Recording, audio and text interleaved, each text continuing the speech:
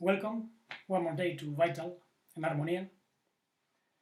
This is a bilingual channel where I publish videos in Spanish and English on the issue of self-discovery and healing through the principles of armonía, the intelligence of life, coming from the primordial being of magnetic light. And today's subject is transcending our shadows by means of understanding them, being free from our fears, frustrations, insecurities, unnecessary suffering, grudge, hate, many aspects of our shadow. But before going into this, I announced that in the web Vital en Armonía, which is already available in Spanish and will be available in English soon, I have presented a series of modules for an advanced course on soul harmonitherapy, the psychotherapy of the soul on the basis of the principles of armonía. And in the modules of the course, I offer the possibility of accessing to a complete tuition on each module or combining different modules, and depending on how the person evolves and sees the course unfolding, can access to other modules. But in principle, this course is oriented to different backgrounds, different people coming from the health scope, the therapies, people who want to complete their formation, understanding very clearly the principles of healing, of armonía, of self-discovery, using different tools. It's very useful to use art, geometric designs, such as the Sephirotic tree, well known as the Tree of Life, but the Tree of Life is really the unfolding, the organic essence of our true soul. And we can find and remember our true soul by knowing our patterns of behavior and reaction, understanding our shadows with different tools, sacred mathematics, diagrams, and that's basically an integral part of the course, even though we go deeper. We go to that which cannot be represented. And this is obviously for people who want to discover themselves, to unlock their potential, to find healing, to transcend insecurities, and be what they have to be. Some people might find themselves in trouble economically, maybe they don't have too many resources, so the course is also oriented in that respect, because each module can be coursed individually, at least some of them as a starting point. They are not expensive. Actually, I don't charge for the teaching. Only the time is money, and it's definitely not as expensive as these courses are in most schools and institutes. Therefore, it's quite affordable. And I also adapt to different countries. It's not the same to live in the US, Europe, South America, The salaries are different, the conditions are different, but the quality of the tuition is the same. And at the moment is individually or in short groups, because the connection is through Skype or Zoom. On the future, there might be a collective tuition, but for the moment, we work individually, personally. And having said this, let's start. This is the second session of the Module 1 in the introductory course. And we have to understand our shadows, because we are full of fears and negativity, which obstructs our full potential. If you recall, in the previous episode we saw that we can have access to a pure essence where there is supraconditional love and modified life, which is complete, it's not fragmented. It has nothing to do with isolated life. An integral conscience that helps us see from all points of view. That integral conscience is omnipresent. We just have to unveil our mind and realize it's already present. Finding true serenity. Those four qualities, true love, true life, true conscience, in serenity, are the essence that can manifest as an original soul image through our soul personality, which is trapped, obviously. We have twisted love, false love, a fragmented life which is suffering. But it's life, after all. Therefore, we don't have to be connected to life. We are already life. But it's suffering because there is a sense of obstruction, of isolation. That's why we feel lonely, disconnected from something immense. We are longing for true love and true life. But our shadows obstruct the flow of true love and true life. And our mind is also fragmented. Fragmented in a fragmented world. Therefore, we have to go beyond the quantum consciousness, which is very popular nowadays, but it's the root of the problem. The quantum world originated in a cosmic fragmentation. Integral conscience is not quantic or quantum because it cannot be quantified.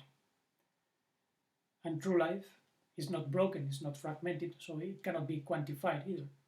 It comes from the infinite, therefore it has infinite qualities, which cannot be measured with the devices, formulas of the world. The quantum world can be known, and it's useful to quantify certain processes. We can quantify or calculate our mechanical responses, our shadows. That's part of the course. We can see patterns of behavior mirrored on numbers diagrams. But that's not what we are. We go beyond the quantum world as beings of primordial light, of course. But we have to recognize first that there is a trapped life, which is crucified in the cross of matter. Now, in religion, we are usually told that we must religate. Religion comes from religare, to ligate again. But this is bypassing the fact that we are already ligated to life. That's why we are suffering. And we don't have to perform rituals, prayers, and have dogmatic beliefs in order to be free. We have to understand why we are suffering. We are suffering because there is a lack of self-recognition, lack of conscience, and a lack of consciousness, which is the perception. But the perception can be obstructed with false wisdom, false understanding, which is basically an understanding based on concepts, labels, data. And therefore, it's just the understanding that leads to knowledge, Knowledge is not conscience, living conscience. Living conscience implies a direct contact with our core essence, our life, our true heart, and our true mind. Therefore, transcending our shadows begins by understanding why we cannot perceive that fullness. Some say that there is a God and a devil that exist together from eternity. This is the duality, the absolute dualism. And it's part of many religions. They defend that the devil, the accuser, tempts the creation of God, such as humanity, in order to test humans and give them the opportunity to choose good and love God more than the devil. But this is a limited reasoning. It has nothing to do with reality. Others say that God, in order to know himself, splits into two and becomes its opposite. Therefore, it's good and bad at the same time, but that's not the primordial being, which cannot be divided. There can be an energy that splits in two, but that's not what we are looking for. In quantum physics, they say that the object is projected by a subject, a perceptor. And this is true, but that's not the primordial conscience, where there is no fragmentation, there is no darkness, therefore it cannot project darkness. The darkness we see is projected by a dark mind, a psyche which is already obstructed. Realize, for example, how there is one shadow behind me and one shadow on my left, and this is because there is a light in front of me and a light to my right. In the same way, we have different perceptions we can perceive through our mind. Our mind can be veiled by our emotions, our sensations, sentiments, and this gives different perspectives, projecting shadows, simulations, fantasies. That's not true perception. True perception is integral, is wholeness. Therefore, we have to understand all these processes. And in this universe, the origin began on subtle densities. There is a cosmic shadow, a cosmic neurosis, which didn't originate on Earth. Actually, I'm going to speak about this week on the other channel, in Harmony, in the video Cosmic Neurosis. And here on Earth, we are experiencing the extreme neurosis, the result of all that, because some beings disconnected from true light, and they generated a matrix world, and the result has been places like the Earth, where we are experiencing extremes, maximum pain and suffering, but also the maximum possibility of self-realization and self-discovery, because the opposites touch. This is a principle. Therefore, it doesn't matter how many shadows we are experiencing, we can be born again through these shadows with more understanding. This is an opportunity to grow in wisdom and understanding, manifesting our full potential of light. Because true light doesn't have an opposite, so it can love even in the darkest conditions. But we have to understand our shadows. And the basic core of shadows are fears. There is a video in which I explain 7 basic fears. I leave the link down below. It's from the other channel, in Harmony. But in this video, I basically suggested that those 7 fears depend on one fear, which is the fear of our true light. We fear the abundance and immensity that we are, because we are full of shadows. A basic fear for instance, is the fear of being isolated, being alone, not being integrated into the universe, into society, into our family, into our circle of friends. And this moves us to do many things in order to be accompanied or to have the sense of love and acceptance. Now, then we have the fear to authorities. This can be religious authorities, political authorities, educational authorities, even spiritual authorities, entities, beings. People even fear what they call God. In a sense, humanity has become addicted to suffering and submission because there is actually a repression, there is a threat which doesn't come from the human being, but the human beings reproduce the threat from a disorganized nature, which is stepmother nature in this planet, and selfish beings that are not human. They are in charge of different aspects of stepmother nature. And these fears are very ancient in humanity. That's why humans try to protect themselves, to find shelter, to put on masks of culture. Religion and politics are part of those masks. Let's say that humanity fell into total submission to external authorities, losing the true authority coming from our authentic being. And this is why people feel very helpless. Now, there is also the fear of not being good enough, because people want to be accepted by others. And this leads us to be extremely perfectionist. We try to do things millimetrically good, or we hide from the world and from others. There is also the fear of not having enough, not enough money, resources of any kind. We fear losing our basic sustenance, the house, food, social relations, and this is because we lack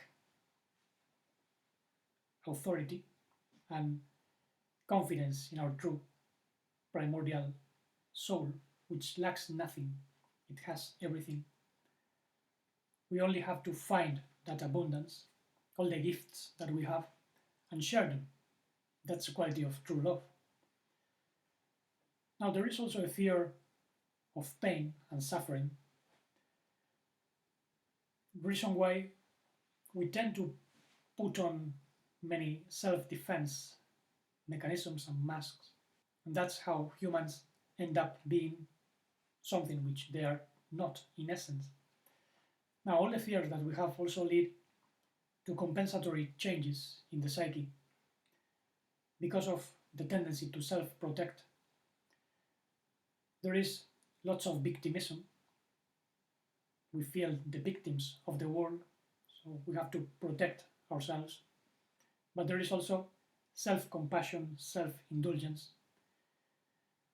Humans fall into vices, addictions to food, drugs, alcohol, irrational sexuality, all trying to fill the void. But this obviously is part of the neurosis, the mask. There is also self-deprecation, because part of the shadow is the sense of guilt. We have been educated to see ourselves as bad, not fitting into some pattern to be worse than others or better than others. It's the same. And this leads people to judge themselves very negatively. I'm not beautiful enough, I'm not virtuous enough. Someone is better than me.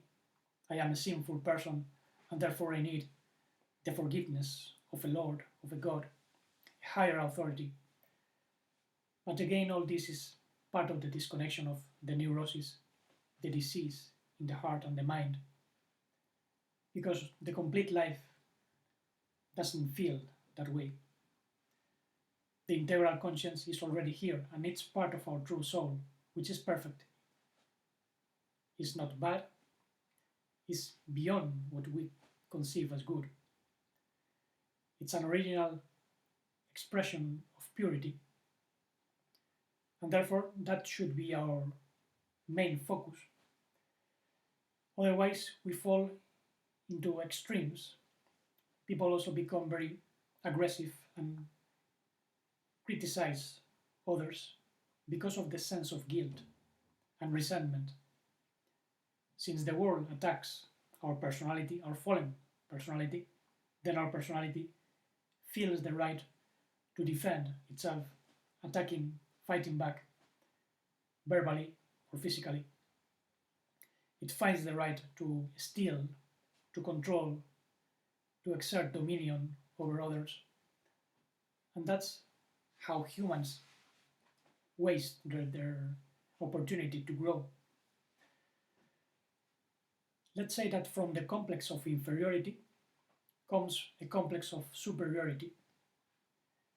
Those who feel themselves weak and insignificant try to compensate that with a feeling of strength, false authority, self-imposition over others, which is full of self-torture. Torturing ourselves is a fundamental part of our shadow, because we are unconsciously attacking ourselves with negative thoughts, negative self-images.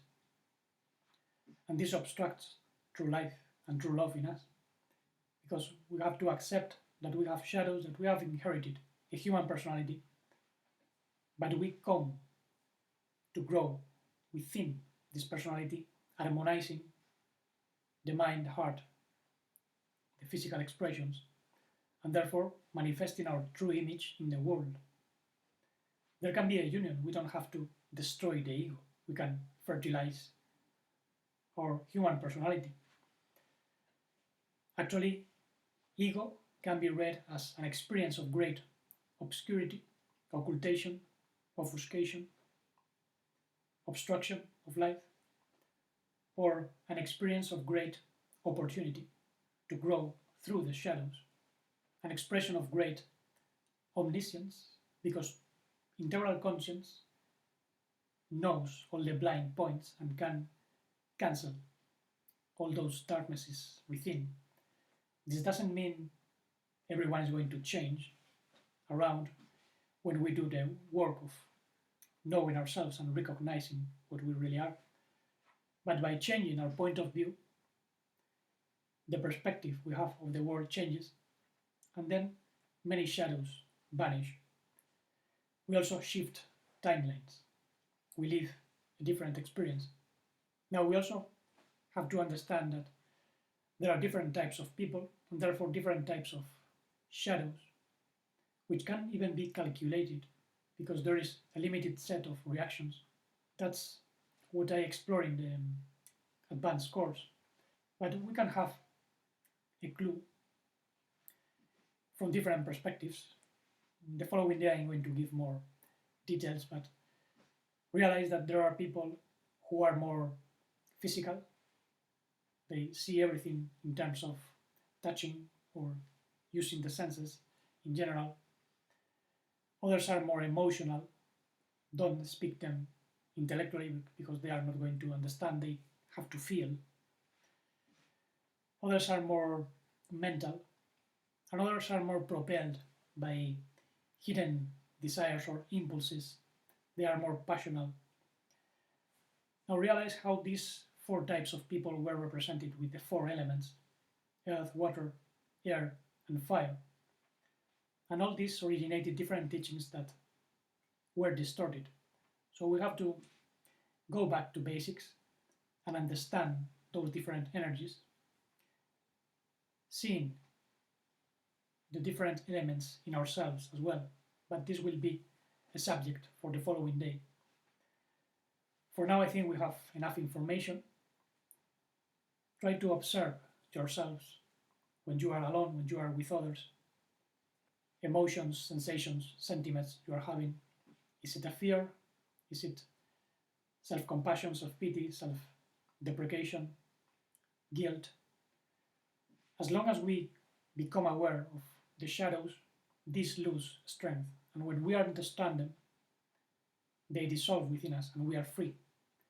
We no longer care about what others say about us or what the world is doing to us, because we have an authority, the authority of life, which gives us everything from the source so that we can expand the universal conscience and heal the world.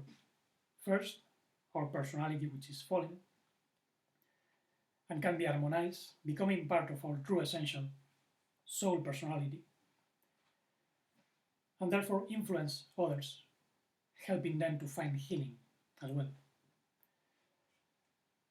Now, thank you very much for listening with attention. Remember, I leave a web with more information concerning the other course. And until the next day, let's keep opening a space to the supraconditional love that emanates a non-modified, non-altered, non-fragmented life. Non-fragmented integral conscience, helping us feel the true infinite serenity.